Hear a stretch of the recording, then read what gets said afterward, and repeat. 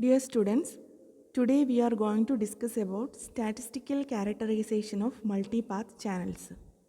So we will analyze the statistical properties of the channels, and here we will be discussing about different characteristics or statistical parameters. That is, first one is impulse response, multipath correlation function, wide sense stationarity, uncorrelated scattering, spaced frequency, spaced time correlation function, scattering function of the channel, power delay profile, Doppler, power spectrum. So these parameters or these quantities are used to statistically characterize a multipath channel. Okay, so first is impulse response. We have the transmitted signal will have the equation x of t. Actually, it will have a complex envelope. So it will be represented by x cap of t. So we can represent the transmitted signal x of t as real part of x cap of t into e raised to j 2 pi f c t, where x cap of t is the complex envelope of x of t and fc here is the carrier frequency. And here the channel is time varying, so the impulse response also time varying. So this parameter is used to characterize the multipath channel. Okay, that is the first parameter. Okay, so impulse response of the channel can be represented as, it is denoted by the variable h. So h of tau comma t equal to real part of h cap of tau comma t e raised to j 2 pi f c t. So this is the impulse response of the multipath channel and this is the transmitted signal. Okay. So we want to find out the output signal. Before that, here we know that h cap of tau comma t is the complex low pass impulse response. It is also called the delay spread function. What is called a delay spread function?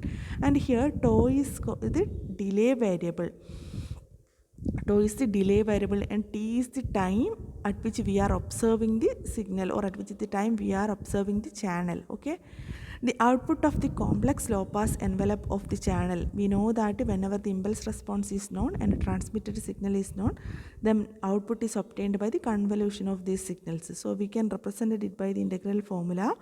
The output of the complex low pass envelope of the channel y cap of t equal to 1 by 2 integral of minus infinity to plus infinity h cap of tau comma t into x cap of tau minus x cap of t minus tau into d tau. So this is a general formula. Y of t is obtained by the convolution of input and impulse response. So that is why we are writing it in the integral form. Okay. So that is the first parameter that we are using to characterize or statistically characterize a multipath channel. That is the impulse response of the channel. And second is the multipath correlation function. So how these different multipaths are correlated, that is given by the multipath correlation function, and usually it is obtained by the time varying transfer function of the channel, that is given by h cap of ft. This is the transfer function of the channel, and Fourier transform of the delay spread function h of tau comma t. Actually we know that this h of tau comma t is what is called delay spread function. Okay, so this delay spread function, Fourier transform of this delay spread function will give you the transfer function of the channel. Okay, so this transfer function of the channel will give you the correlation function of the channel. So h cap of f comma t equal to integral minus infinity to plus infinity h cap of tau comma t into e raised to minus j 2 pi f tau into d tau. This is the Fourier transform equation. So Fourier transform of delay spread function h cap of tau comma t gives you the transfer function of the channel, where f is the frequency variable. Next is wide sense stationarity, and which is also used to characterize a multipath channel, that is it is stationary or not. Actually this parameter defines whether the channel is multipath channel is stationary or not. And here we know that the expectation h cap of tau comma t with respect to the time depends only on the delay time tau. So when we are taking the expected value E of h cap of tau comma t, and it depends only on the delay tau. Okay, the expectation, and actually that means it is stationary with respect to time. That is what we are trying to say. Okay, that is h cap of tau comma t is depends only on tau. That means there is no variation for this delay spread function with respect to the time. That means this is stationary. Okay. And in the case of wide descent stationary, the expectation of the product h cap of tau 1 comma t1 and h cap of tau 2 comma t2 is dependent only on the time difference delta t equal to t2 minus t1. Okay, you know about the condition for wide descent stationarity. That means the function should be stationary over the time period t, and it should be, if we are taking the random variables at different times, then the expected value of that random variable depends upon the time difference, okay, that you have studied in the first module. So here also, for the wide sense stationarity of the multipath channel, if we are using the impulse response of the channel at a different times, that is t1 and t2, then that expected value of the product of this impulse response depends only on the time difference delta t. What is that? The delta t equal to t2 minus t1. Okay, so this is the condition for wide sense stationarity. So this parameter is also used to characterize the multipath channel. So sometimes we may check the stationarity by using this condition. Okay. Next is uncorrelated scattering. And you know that whenever a signal is transmitted from the transmitter to receiver, there may be scattering agents. As a result, the signal may be hit on that particular agent and the signal may be scattered, so they will go to different ways, or they will this will lead to different ways or multipath transmission of the signal. Okay, so the channel is said to be, whenever the channel is said to be an uncorrelated scattering channel when the contributions from two or more scatters with different propagation delays are uncorrelated.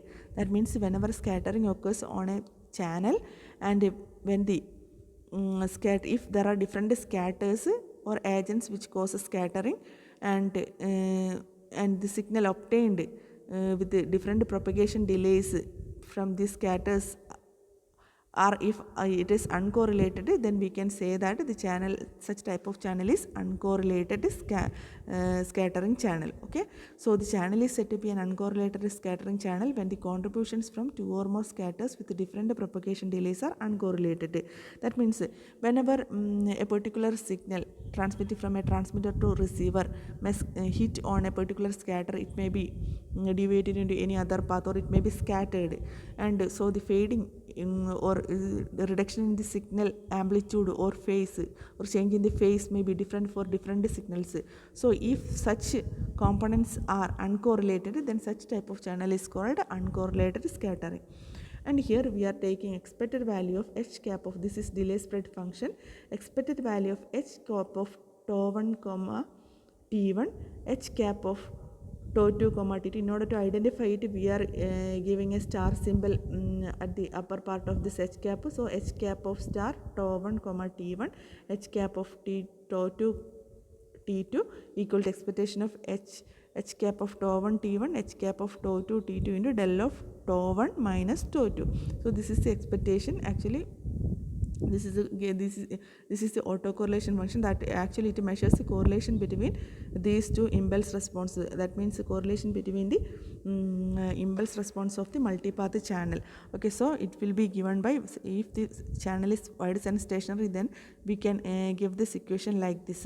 And the correlation function of h cap of tau comma t is obtained by this condition. Actually, this is an autocorrelation function, so we can find it, we can replace it with the parameter RH cap of tau 1 t1, tau 2 t2. That will be equal to this parameter. Okay, this is the autocorrelation function, so that can be denoted by this. Okay, so that will be equal to expectation of h cap conjugate of tau 1 t1, h cap of tau 2 t2. Okay, where tau 1 and tau 2 are propagation delays of the two path.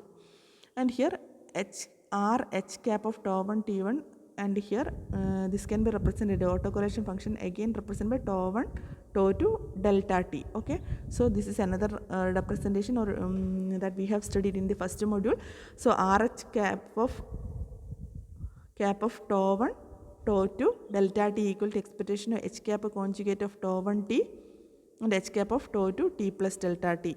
So here we are replacing t1 and t2 by t1 by t and t2 by t plus delta t. That means there is a small time difference between these two impulse responses. So that can be represented as RH cap of tau 1 delta t del of tau 1 minus tau 2.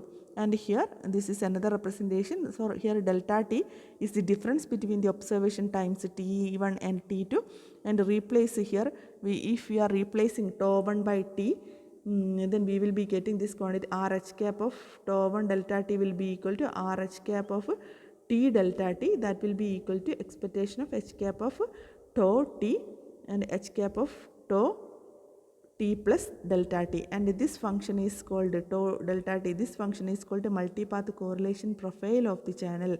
So correlation function is given by this, this in the case of multipath channel, correlation function is given by this, or it is denoted by this, and it provides the statistical measure of the extent to which the signal is distorted in time domain as a result of the transaction through the channel. So if a signal is transmitted from the transmitter to receiver, sometimes the signal may be distorted. So this parameter, when we are calculating this parameter, and this will give you the statistical measure of how much the signal is distorted. Okay, so this is a statistic. This value gives this autocorrelation function gives the value for how much the signal is distorted. So this is also used to characterize the multipath channel. Okay, this is uncorrelated scattering. So first of all, you should write the definition for uncorrelated scattering. Then you have to write all these equations. These all are the correlation equations for the uncorrelated scattering channel. Okay. Next is spaced frequency, spaced time correlation function, and let us see in terms of the complex time varying transfer function H cap of ft. Actually, this is a transfer function that you have studied in the second statistical characterization, H cap of ft. And the autocorrelation function can be obtained from these parameters. Actually, this is a frequency time parameter, and now here we have calculated the time domain parameter for the autocorrelation function. And next we want to find out the frequency domain value, so that we are taking the frequency domain transfer function as H cap of ft. So the autocorrelation function is obtained by RH of f1, t1, f2, t2. Actually, this is the frequency domain value. See, if it is in the time domain, here will be tau 1, tau 2. Okay. So this is RH cap of f1, t1, f2, t2 equal to expectation of H cap of f1, t1, H cap of f2, t2. See, these two equations are similar to this one. Okay. And actually this is in the time domain value, and here now we are calculating in the frequency domain. And here f1 and f2 are two frequencies in the transmitted signal. RH cap of f1 t1, f2 t2 can be written as, it is equal to, what is expectation value? Expectation value can be written in terms of the, we know that it can be written in terms of a Fourier transform of these two values. So we can write it as a integral minus infinity to plus infinity, integral minus infinity to plus infinity, RH cap of tau 1 t1 tau 2 t2 e raised to minus a 2 pi f1 tau 1 minus f2 tau 2 d tau 1 d tau 2. See, this is actually calculating, we are calculating the Fourier transform of the function RH cap of tau 1 t1. That means it is in the frequency domain. So frequency domain value will be obtained by Fourier transform of the time domain function. Actually, we know the time domain function from the previous cases. See, this is the time domain function. Whenever we are having this time domain function, we can calculate the frequency domain value like this. Okay. So this is the Fourier transform of the time domain function. So here there are two variables. So we are taking two integrals. To represent the wide-sense stationarity in the time domain, we can use this equation RH cap of f1, f2 delta t. This can be again written as the f1, t1, f2, t2 can be written as f1, f2 delta t. And that will be equal to expectation of H cap star of f1 t, H cap f2 t plus delta t.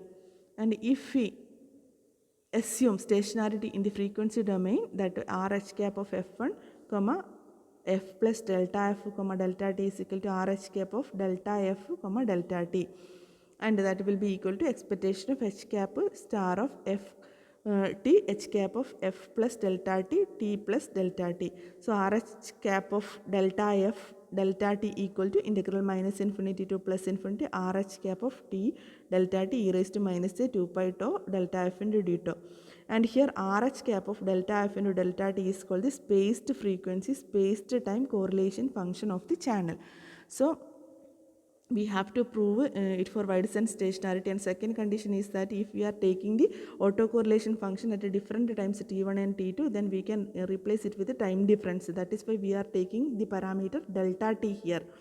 Okay, so this is the equations, and sometimes this may be a little tough for writing this equation. You should by heart these equations. Okay, this is all for the characterization purposes. Okay, so here RH cap of delta f and delta t is called spaced frequency, spaced time correlation function of the channel. So here you can see that RH cap of delta f and delta t, here frequency component is there and a time component is there. So that is why we are calling it as spaced frequency, spaced time correlation function. Next is the scattering function of the channel. Actually, scattering function is represented by S of tau comma v, where v is the Doppler shift and tau is the time delay. And it is obtained by the Fourier transform of the autocorrelation function RH cap of tau comma delta t with respect to the variable delta t. So we can write S of tau comma v equal to integral minus infinity to plus infinity RH cap of tau delta t into e raised to minus j 2 pi v delta t d delta t. So this is the equation. Actually it is the Fourier transform of this variable. Okay, RH cap of tau delta t is the inverse Fourier transform of S of tau comma v. So we can say that this parameter, what is this parameter? The spaced time, spaced frequency correlation function, right? RH of delta f delta t is called spaced frequency, spaced time correlation function. So spaced time, spaced correlation function will be obtained by the inverse Fourier transform of the S of tau comma v. So we can write it as a S of tau comma v equal to integral minus infinity S of tau comma v. Also we can write S of tau comma v is also defined in terms of RH of delta f comma delta t. So that can be equal to, that is equal to integral minus infinity to plus infinity, integral minus infinity to plus infinity RH cap of delta f delta t e raised to minus j 2 pi v delta t e raised to j 2 pi tau delta f into d delta t into d delta f. Okay, so it is obtained in terms of spaced time, spaced frequency component. So in general we can write it as a, whenever you are giving the scattering function, Fourier transform of this scattering function will give you multipath autocorrelation profile. And whenever we are taking the multipath autocorrelation profile Fourier transform, then you will get spaced frequency, spaced time correlation profile, correlation function. So if you are taking inverse Fourier transform of this spaced frequency, spaced time correlation function, you will get the multipath autocorrelation function. Then whenever you are taking inverse Fourier transform of this multipath autocorrelation function, you will be getting scattering function. Okay, so again we can write the, whenever the scattering function value, average value is taken, then it will give you the power spectral density of the channel. So S of tau V provides a statistical measure of the output power of the channel. So power spectral density will give you the power distribution of the channel, and the average value of this average value of this scattering function, actually S of tau comma v is scattering function, average value of this will give you over the time period t tau d tau will give you the power spectral density, and that will give you the power distribution or output power of the channel. So next we will say power delay profile. What is power delay profile? We have RH cap of tau delta t is equal to expectation of H cap conjugated tau comma t, H cap of tau t plus delta t. If we are putting delta t equal to 0, this will become RH of tau comma 0, that is equal to expectation of H cap of tau comma t, H cap of tau t, delta t will become 0. So expectation, this will be give you the modulus value of H cap of tau comma t. So that will be actually equal to P H cap of tau, that is equal to RH of tau comma 0. So this is the power profile. The function P H cap of tau describes the intensity of the scattering process at propagation delay tau for the wide sense stationary channel, and it is called power delay profile. So power delay profile is obtained whenever we are putting delta t equal to 0 in this equation. So it will give you the power delay profile of the channel. Okay, actually it provides the intensity of the scattering process at different propagation delays. So power delay profile PH cap of t is obtained by the integral minus infinity to plus infinity S of tau comma v dv. That is, power delay profile is the average of the scattering function over all possible Doppler shift. That means it is integrated over dv. That means for all possible v is Doppler shift, and whenever the scattering function is average value is taken over all Doppler shift, then its average value will give you the power delay profile. So P average is equal to P average is equal to minus infinity to plus infinity, integral minus infinity to plus infinity, P h cap of tau into d tau. So this is the average power delay. Average power delay is obtained by taking the integral of this value over all time period. And next we can calculate a first order moment. First order moment is obtained from this P average value. That means this value will be normalized by the power average value. So the first order moment tau will be obtained by 1 by P average integral minus infinity to plus infinity tau into P h cap of tau into d tau. This is the first order moment. Whenever we are taking second order moment, it will be tau minus T average all square. So delay spread is obtained when we are taking the second order moment of the average power delay profile. So delay spread equal to sigma t, that is equal to 1 by P average integral minus infinity to plus infinity. Instead of tau, we are taking second moment, so we are getting tau minus T average all square into P h cap of tau into d tau whole raised to 1 by 2. Actually this is square root. So these are all the equations that may be used for the analysis purpose, okay? And so from this sigma t, that is sigma t value is the delay spread, okay? This is the delay spread, so that is obtained from that delay spread, or from the value of T average or tau average, we will get the coherence bandwidth. And the coherence bandwidth of the wide sense stationary channel is that band of frequencies for which the frequency response of the channel is strongly correlated. So coherence bandwidth is equal to 1 by tau average. So whenever you know the value of tau average, you can calculate the coherence bandwidth. So coherence bandwidth is the band of frequencies for which the frequency response of the channel is strongly correlated. Whenever there is some correlation between the multipath channel response or frequency response, then that particular bandwidth is called coherence bandwidth. Next is Doppler power spectrum. Whenever delta F is equal to 0, we have studied about the power spectrum. Whenever delta T equal to 0 in this equation, we will get the corresponding Doppler power spectrum. Whenever delta F equal to 0, spaced frequency spaced time correlation function of the channel reduces to R h cap of 0, delta T. So Fourier transform of R h of 0, delta t with respect to the time variable delta t is equal to S h cap of v integral minus infinity to plus infinity R h cap of 0, delta t e raised to minus a 2 pi v delta t into d delta t. So this is actually the scattering function S h cap of v and the v that is obtained by the integral Fourier transform of this R h of 0, t, okay, Fourier transform of this function, okay. What is this function? This is spaced frequency spaced time function, scattering function, okay. So S h cap of v is called Doppler power spectrum of the channel, that is the power spectrum of the channel output expressed as the function of the Doppler shift v.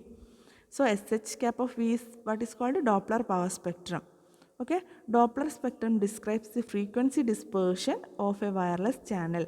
Doppler spectrum provides a means of temporal variability of the channel. So from the Doppler spectrum, we will obtain the frequency dispersion of the channel, and also it gives the variations in the channel. Okay. Doppler spectrum is the average of scattering function. So S h cap of v equal to integral minus infinity to plus infinity s of tau comma v d tau. So this is the average value of the scattering function. So width of the Doppler spectrum is called a Doppler spread. So that is also obtained by sigma v equal to square root of integral minus infinity to plus infinity. This is the second moment with respect to the Doppler shift, that is v square into s h cap of v into dv by integral minus infinity to plus infinity s h cap of v into dv. Actually this is the average value. So second moment normalized with the average value, and we are taking the square root, then we will get the Doppler spread. Similar way we have calculated the Doppler spread, delay spread in the previous case, that is sigma t, that is in this case second moment averaged with respect to the p average and taking the square root, we will get the delay spread. So relate these equations and study, then you can easily remember the equations. Okay, one is in the time domain and the other is in the frequency domain, that is the difference. Okay. This is the square root of the second moment of the Doppler spectrum, that is the Doppler spectrum or a Doppler spread. And fading rate is equal to f fade rate is equal to 1.475 sigma v crossing per second. So coherence time, in this case coherence time of the multipath wireless channel is inversely proportional to the Doppler spread. So we can write T coherence equal to 1 by sigma v. Sigma v is a Doppler spread, that is equal to 0.3 by 2 V max, where V max is the maximum Doppler shift due to motion of the mobile unit. Suppose sometimes the receiver or transmitter may be moving. In such cases, a Doppler shift may occur. In that case, a coherence time is equal to 0.3 by 2 Vmax. Vmax is the maximum Doppler shift due to the motion. So the coherence time of the channel is that duration for which the time response of the channel is strongly correlated. So whenever the time we are taking the time response of the multipath channels, and if the time response are strongly correlated, then that duration of the time period is called a coherence time of the channel. Okay, that's all about this characteristics or statistical characterization of the multipath channels.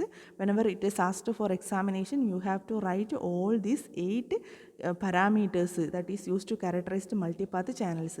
Actually, it is a little complex, but you have to study this well. Okay, that's all about this topic. Thank you.